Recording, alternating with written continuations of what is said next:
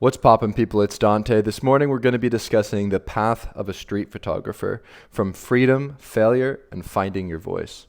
Now, I've been photographing in black and white only for the past 3 years, and I've been pushing myself to change. And I've been pushing myself in this direction because it feels right. It feels like I'm on the right path right now. And I want to share some thoughts that I've learned along my journey, and hopefully at the end of this video have a better understanding of how we can find our own path and go our own way in street photography. So one of my favorite quotes by Friedrich Nietzsche is, "One must still have chaos in oneself to be able to give birth to a dancing star," from Thus Spoke Zarathustra. Now this quote resonates with me deeply, and it reminds me that in order to transform, in order to change, one must have inner chaos. One must go at war with oneself with strife. One must embrace suffering, that sort of dichotomy between order and chaos, to grow and to push yourself and to transform into a butterfly. One must go into the cocoon. One must go into the chaos to come out dancing like a star. And so for me, I find street photography to be one of the greatest ways to express oneself as an artist. Why, you may ask? Well, it's very simple. It's very accessible. Anyone can go out there and take pictures. You have a camera in your front right pocket at all times. It sits on your phone. Anyone can pick up a camera these days. It's not that there's no gatekeepers with photography, right? There's no special gear you really need. There's no rules. There's no guidelines. All you really need is curiosity and the drive to go out there and do the thing. And so because photography is the most democratic form of art, it's very simple. Anyone can go out there and photograph. And this may sound like maybe a bad thing, because then we get bombarded with all sorts of images and mediocrity. But that's the point, because once you have found your authentic expression as an artist and your own unique voice, then you can start to grow and you can start to change and make something new within this medium of photography that separates yourself from the pack, that separates yourself and puts yourself on your own path within the noise of images, within all of the bombardment we get of pictures each day. And so I find that to be, both a good thing and a bad thing. The fact that it's accessible, I think, is great, because anyone now has the ability to go out there and to express themselves. And the problem with this, though, is that there's going to be a sea of images. But in order to find your path, in order to create with freedom, you really have to disconnect from all of the noise. I think it's important to learn from the masters, to study photo books, to look at photography that inspires you. But there does come a point where you have to disconnect from it all, and you have to go out there and make pictures for the sake of making pictures without any preconceptions of what other people deem to be a good or bad photo, or what other people expect from you to make. And so that's really critical for this process of finding your own path, is to make sure that you're not being influenced by other people too directly, to make sure that when you're out there making pictures, it's a real personal experience. I think this photography journey for me is becoming much more of a personal experience for me, a way for me to personally explore my inner subconscious, to explore my innermost desires, to explore my soul and how I view the world around me. And so the idea is that we all have the freedom to create, and with a camera, anything feels possible. But the problem with this modern world is there's just so many distractions. There's so many distractions with the media, with the iPhone, with YouTube, with social media, etc. And so it's really important that as a photographer, we create more and consume less, right? This is probably one of the things I think about the most when I first wake up in the morning, is I really don't want to get distracted. I don't want to go straight to the phone and scroll on my iPhone. I don't want to go straight to social media and get bombarded with news. I want to go straight to my iPad like I am right now, go through some photos, think of something interesting to say, and then hopefully relay that information in this video. My goal in life is to create more than I consume, and I think that can make the world a better place. And I find that maybe, just maybe, through the act of creation and by reducing my consumption, I can then express my authentic voice as an artist. And so there are no rules, there are no guidelines in street photography. I would say to not overthink the perfection of others, or the other people's opinions and what people deem to be good or bad, of course. But also don't get caught up with what people want to do with street photography. A lot of people in street photography, they want to put street photography in a box. They want to keep you in a box. They want to put this in a box, and you really want to make sure that you get out of the box, right? Don't let other people's opinions on what is street photography, what's not street photography. Don't let others' opinions on what is good, what is bad influence you, because that's just going to distract you. That's another smoke screen. That's another thing that's going to stunt you from creating more. And so I think it's really simple with street photography in terms of like where you find freedom. Like where you find freedom is out there on the streets. It's out there in the world, producing more photos, and really trying to push yourself to make pictures that you personally, subjectively enjoy making. I love walking in the outskirts of the city. Sometimes I find myself in these like empty alleyways. I don't always want to be in the hustle and bustle looking for those next best photos. And so the goal isn't to make perfect pictures or to rack up likes or to impress other people with our photography, but it's to simply stay curious, and whatever that curiosity provides for you and wherever that brings you, just keep shooting through that. And I think on the other side, you will find your voice. You will find your path. And so compete with no one but yourself, right? I think with street photography, it's a very interesting sort of like subgenre within photography where there's all these competitions, there's all these places to submit your photos.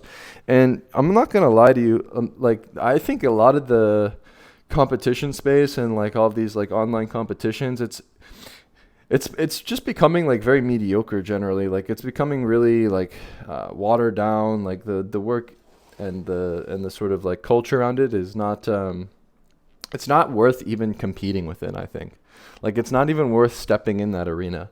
The arena that you want to be in is within yourself and pushing yourself each day, waking up with vitality and pep in your step to go out there in the spirit of play, to continue pressing the shutter more, to continue producing more photos.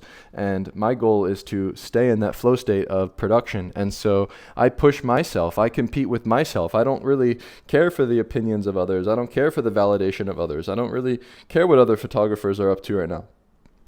What I can control is me and my body and my soul going out there onto the front lines of life, making new pictures.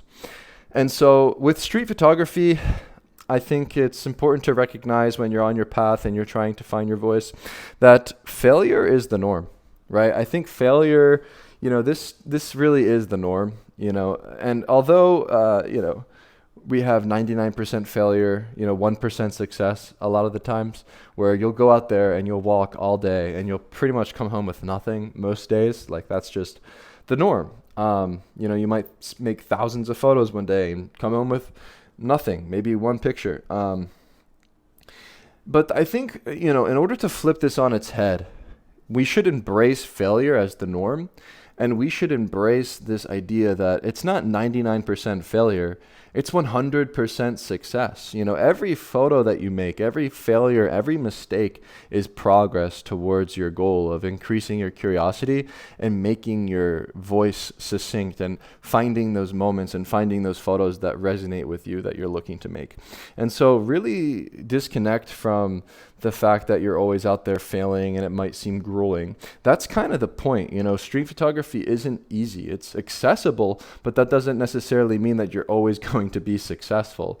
But if we reframe this notion of failure and look at the way in which we're making mistakes and failing each day as progress, I think we can then push ourselves to go out there more and not get caught up with burnout or, sort of fatigue within street photography. I think that's kind of that's just not a good place to be. We should embrace failure openly and learn from it. And with failure comes progress. The more that I go out there and I fail, the more that I want to go out there and get back up. The more that I go out there and I make mistakes, the more that I learn. I think that's the only way to grow is through making mistakes. And so I encourage you to take more bad photos. The more bad photos that I make, the more that I'm learning and growing from these mistakes. The more bad photos I make, the more I experiment, the more that I tinker, the more that I learn. And each bad photo is teaching me something. We're going to be failing constantly, but we thrive in that process. That's the beauty of experimentation. For me, I can tell you with 100% certainty after a decade of practicing street photography that after an entire year of shooting, you might have a couple of good photos.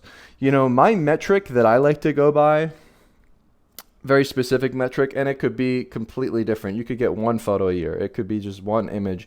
And if you get one image a year that you enjoy, or let's say you travel to somewhere new and you go for a month and you have one photo that resonates with you, that's a success. But for me, my metric is I like to think of the months of the year. So we have 12 months in a year.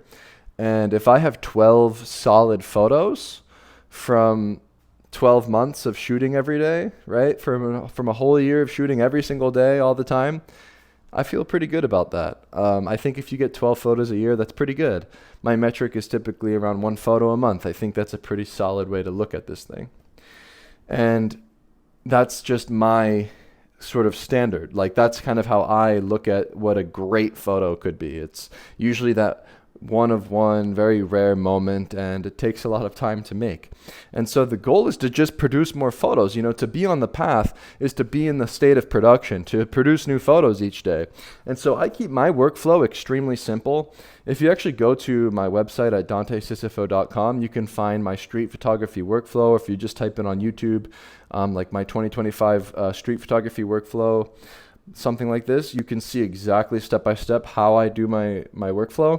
And I've basically found the simplest solution possible by shooting with a small compact digital camera like the Ricoh, shooting with small JPEGs, shooting with black and white high contrast simulations baked into the file. I import photos directly to my iPad using a USB-C dongle. I upload them immediately to my website blog. I back them up onto the cloud, and then I repeat each day. And so I go out there, I make pictures, I come home, I make my selections, I upload, and I go back out there the next day. And so I find this sort of state of production of just making new photos, backing them up, and staying on top of my archive and staying on top of these photos that I'm making each day is really important for my process, to not burn myself out at the end of the year when I want to finally go through my photos. And frankly, I'm probably not the best example of this, although I am on top of my photos each and every day. I have basically after this next month, I'm going to have 3 years of black and white to go through and tens of thousands of photos or whatever I have to go through. And it's going to be pretty overwhelming, but it's really good that I stay on top of it each day, because otherwise it would be a lot more photos for me to go through. And so with photography, it's really all about walking and pushing yourself to walk more. Where he who walks the most shall win. The more that you walk, the more that you see. The more that you see, the more that you photograph. And the more that you photograph, the more curious you become. And through that curiosity, it's going to push you to continuously go out there and make new photographs. And so the goal really is to produce more photographs. And I can't stress that enough. But in order to have the audacity to go out there and produce new photographs, one must embrace failure. One must embrace chaos. One must embrace the strife within yourself, the suffering of failure each and every day. And if you love failure, if you love pushing yourself, if you love the physicality of walking, this sort of genre of photography is perfect for you. Where I embrace the chaotic frenzy of creation when I'm on the street. I summon Dionysus. I think we should photograph from a pure state of vitality, of chaos. And when we're on the street, we summon that chaos within us. This to me is where I want to be. I love the chaos of the streets. I find order within the chaos on the streets. I find peace amongst the noise and the distractions of the honking sounds and the screaming people. I love the streets. It fuels me with this chaotic frenzy. And I think that if you cultivate vitality, if you cultivate an inner physiological strength within your body, if you get deep sleep, if you eat red meat, if you go to bed on time and you wake up with this sort of exuberant energy and enthusiasm for the day, this is going to reflect in the photos you make. If you have energy, what you put in to your physical body is going to reflect externally in the photographs you make. And so think more about how you can cultivate vitality, how you can embrace your utmost peak health and physical condition in order to go out there with repetition and consistency practicing your street photography. You know, you want to be in that sort of chaotic frenzy when you're on the streets. You want to be in that state of sort of just physical vigor and vitality. And so find your path. You know, you're going to find your voice by just creating relentlessly, like I'm saying, you know, by going out there each day, by disconnecting from the noise once again, by creating more, consuming less. One of the great things that I've done is I built my own platform, my own website, and I've been on this very solitary journey of photographing by myself, on my own, kind of experimenting and pushing myself in new ways. One of the greatest things that I've personally done is I've deleted my Instagram, so I don't even look at other people's photos. I don't get any validation from my photos. Even with these videos I make, personally, I make these because it just makes me feel good knowing if one other person learns something from this or gets inspired by something from this. That's great. Like, I don't need your money or likes or subs. Like, I disconnect the media, whatever, ad revenue thing, comments, likes, and stuff like that. Like, I genuinely just do things for the sake of doing things, and I just genuinely find joy in the solitary approach without having distractions, without having comments, without having likes, without having anyone, you know, in my head, or without looking at shitty photos in my eyes. You know, when you're on Instagram, it's just like an endless stream of just junk food, and it's like, you don't want to consume junk food, right? You want to disconnect from these trends to really sort of separate yourself from the herd in a way, and find your own path. And I think that that's where you're going to find those photos that make an impact, that ultimately, hopefully, reflect your soul. And that's the goal. And so once again, I was talking about how I made my own website. If you'd like to make your own website, and I encourage you to do so, don't use Squarespace. You know, all these like photographers on YouTube, you know, the Squarespace thing, it's kind of funny. Just use wordpress.org and host your first name, last name on bluehost.com. You get way more customization. It's a little bit more tinkering and more difficult to set up. But once you own your own platform and you have your own space to publish your photos, it's going to bring you more joy. It's going to make you have It's gonna just allow you more creative freedom. Like, when you have a place to publish your own photos, it just feels good knowing that there are no metrics associated with the photos you're publishing. It gives you this like opportunity to publish photos for the sake of publishing photos without expecting anything in return. And I think it's a really great way for you to find your own path. And I wanted to end this video on this note, because I think this is the path forward in this digital age. As photographers, we should own our own domain. We should own our own websites. And this is where we should focus on publishing our photos, not necessarily on other platforms like Instagram, but focus on publishing to your own website and give yourself your own creative freedom to find your own path. And so if you enjoyed today's video, feel free to visit dantesisifo.com. If you want to learn about how I use the Ricoh GR, you can check out the Ultimate Ricoh GR Street Photography Guide. I have a contact sheets book and a Mastering Layering in Street Photography Guide. And there's many different blog posts. You can visit the Start Here page on this YouTube channel. You'll find playlists with these different lectures. I have different POV series. So feel free to check those out. Yeah, and that's pretty much it for the day. Just wanted to share some thoughts today about finding your path and what this means to me as a photographer. So thanks for watching, and I will see you in the next one. Peace.